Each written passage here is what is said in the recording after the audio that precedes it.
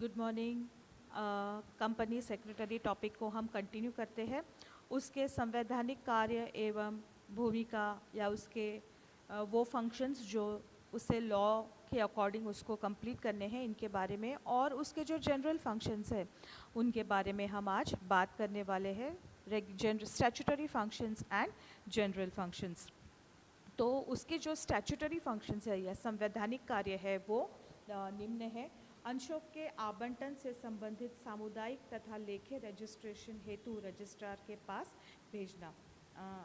तो अंशों का आवंटन यानी कि शेयर अलॉटमेंट से संबंधित जो भी रिकॉर्ड्स है वो रजिस्ट्रार के पास भेजना रजिस्ट्रेशन के लिए। ये है धारा 39 सेक्शन 39। कंपनी की अंश पूंजी में वृद्धि की जाने पर इसकी रजिस्ट्रार को सूचना भेजना। अगर कंपनी के शेयर्स में अंश पूंजी में यानी कि शेयर कैपिटल अगर बढ़ता है तो इसकी सूचना रजिस्ट्रार को भेजना। ये धारा 39 लिखा है बट ये है सेक्शन 64 के अंतर्गत। अंशधारियों के अंश प्रमाण पत्र, ऋणदाताओं को ऋण पत्र तथा ऋण पत्र स्टॉक जारी करना।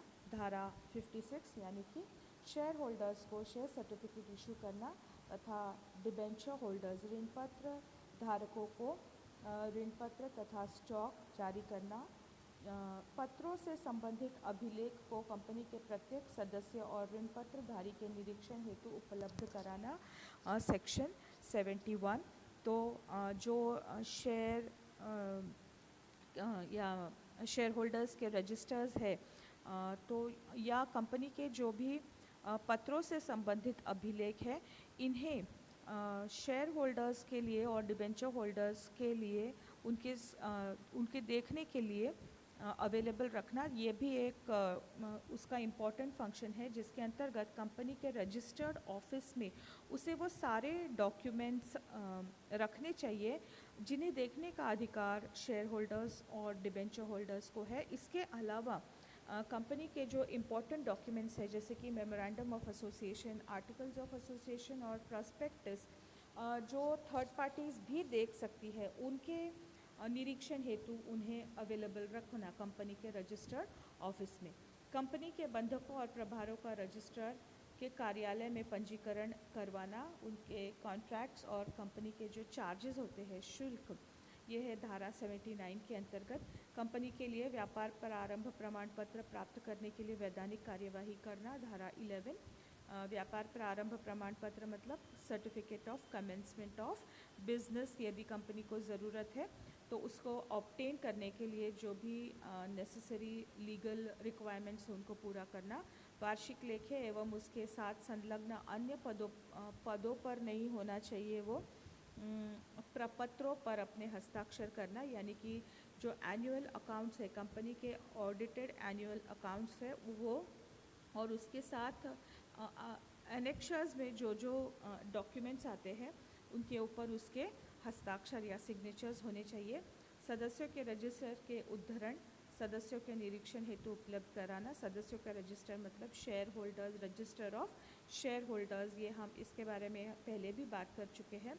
संचालकों का रजिस्टर, जैसे शेयर होल्डर्स रजिस्टर बनता है वैसे ही एक रजिस्टर ऑफ डायरेक्टर्स भी बनता है, ये भी निरीक्षण हेतु उपलब्ध कराना।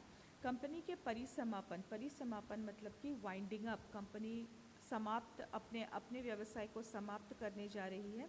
कंपनी के परिसमापन की स्थिति में कंपनी से संबंधित मामलों का विवरण तैयार करना। कंपनी की पोजीशन का एक डिस्क्रिप्टिव विवरण मतलब हम क्या कहें, रिपोर्ट जैसा तैयार करना तथा उसे परिसमापक को प्रेषित करना। और उसे परिसमापक मतलब लिक्विडेटर।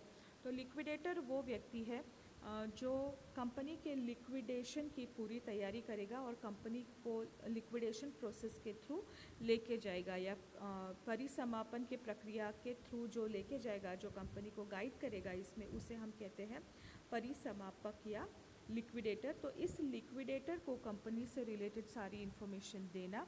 कंपनी के पंजीकृत कार्यालय स्थान की सूचना रजिस्ट्रार को भेजना। ये जो सिचुएशन या रजिस्टर्ड ऑफिस क्लॉज हमने पढ़ा था मेमोरेंडम ऑफ एसोसिएशन में, पार्षद सीमा नियम में, उसमें भी ये था कि रजिस्टर्ड ऑफिस की सूचना रजिस्ट्रार को भेजना है। कंपनी के बाहरी भाग पर कंपनी का जो रजिस्टर्ड ऑफिस है उसके बाहर बड़े बोल्ड लेटर्स में एक अच्छा सा बोर्ड कंपनी का लगाना है। सेक्शन 12 के अंतर्गत संचालकों की संख्या में वृद्धि हेतु केंद्रीय सरकार को आवेदन भेजना। अगर नंबर ऑफ डायरेक्टर्स को बढ़ाना है तो सेंट्रल गवर्नमेंट को एप्लीकेशन भेजना।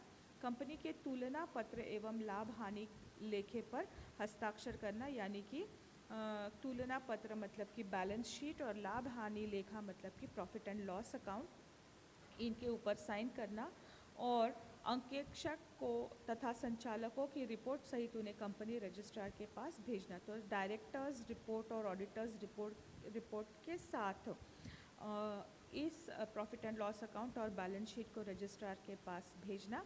संचालक मंडल निरीक्षण तथा कंपनी की साधारण सभा आदि के कार्यवृत्त यानी कि मिनट्स, कोई भी सभा हो तो उस सभा से रिलेटेड जो ड्यूटीज़ होती है वो कंपनी सेक्रेटरी की होती है। जैसे कि एक बार जो चेयरमैन है मीटिंग का वो डिसाइड करता है कि अगली मीटिंग लेनी है, तो अगली मीटिंग का एजेंडा क्या होगा, मीटिंग का वेन्यू क्या होगा, टाइम क्या होगा, किस किस को बुलाना है उस मीटिंग में, या तो वो शेयर होल्डर्स मीटिंग होगी या डायरेक्टर्स मीटिंग होगी या कमिटी मीटिंग होगी, तो उस हिसाब से जिसको बुलाना है उन सबको नोटिस भेजना।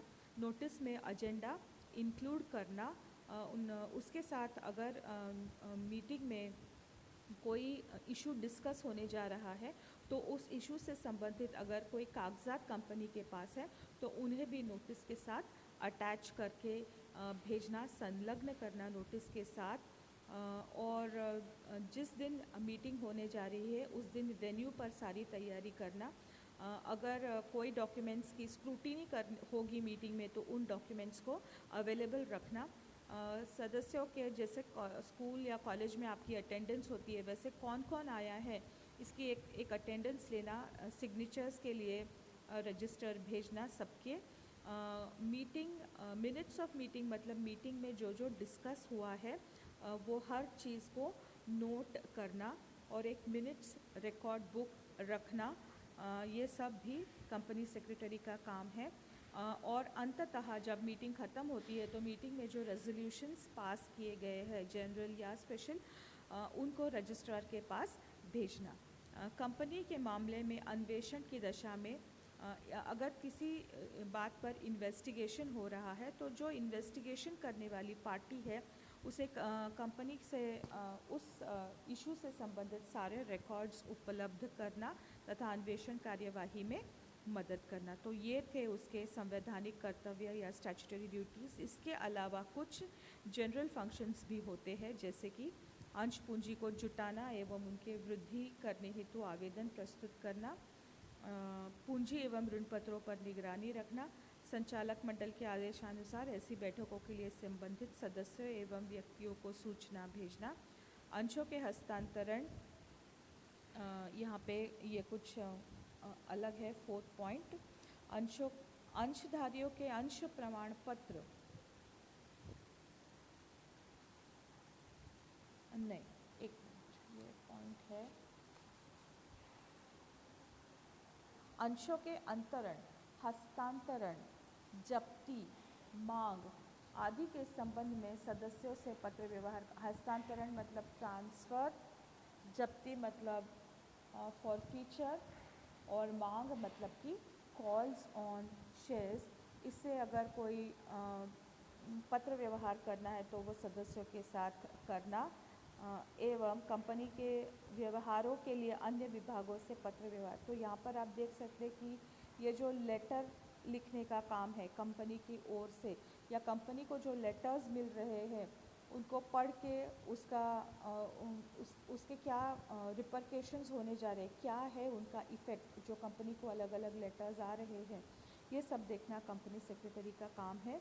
कंपनी के प्रभारों के बारे में कंपनी रजिस्ट्रार के कार्यालय में विवरण प्रस्तुत करना।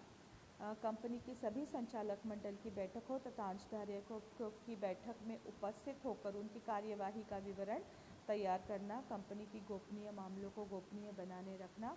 अंशों के अंतरण, जिसे पारेषण या हस्तांतरण या हस्तांकन जिसे हम कहते हैं, उसका रजिस्टर बना के उसमें नोटिंग करना, कंपनी के स्थिति को सुव्यवस्थित बनाकर उस पर नियंत्रण रखना, कंपनी के पंजीकृत मुख्यालय यानी कि अगर सिचुएशन ऑफिस या रजिस्टर ऑफिस कंपनी का चेंज हो जाता है तो इसकी सूचना कंपनी रजिस्ट्रार को भेजना, कंपनी और बाहरी पत्रकारों के बीच संपर्क स्थापित करना। कंपनी सेक्रेटरी एक तरह का बोर्ड ब्रिज है कंपनी और बाहरी व्यक्तियों के बीच।